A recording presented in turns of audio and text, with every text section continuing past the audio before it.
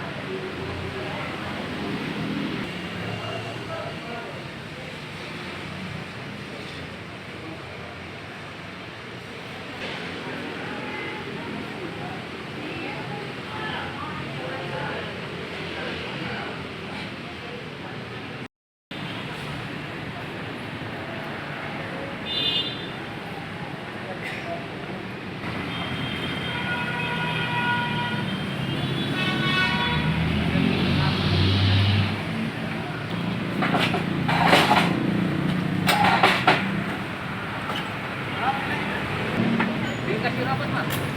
Gampang muat ya, yang standar dapat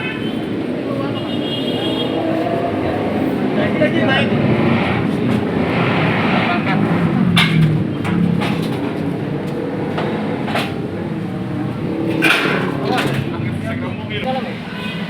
TKP tepatnya diamankan para pelaku balap liar ini di mana tepatnya, Pak? Jadi tepatnya diamankan di Jalan Sultan Alauddin.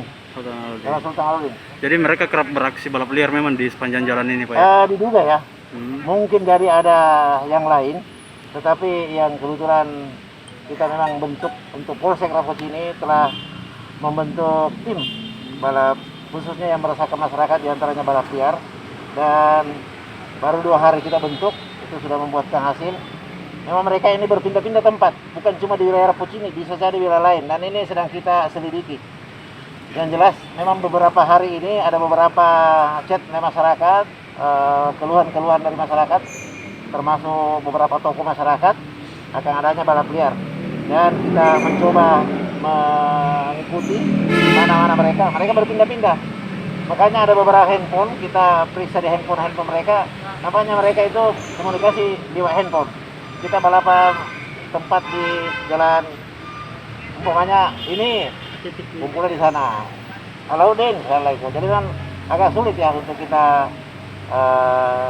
karena berpindah-pindah. Aksinya jam-jam berapa biasa melakukan? Mereka melakukan kegiatan itu sebelum subuh. Jadi biasanya melakukan jam-jam 2, lagi nyenyak tidur sampai jam 4. Begitu orang tua sudah pada keluar salat subuh, mereka sudah bubar. Mereka ini satu game, Pak ya? Apakah para tersangka ini ada warga gua atau semuanya Makassar?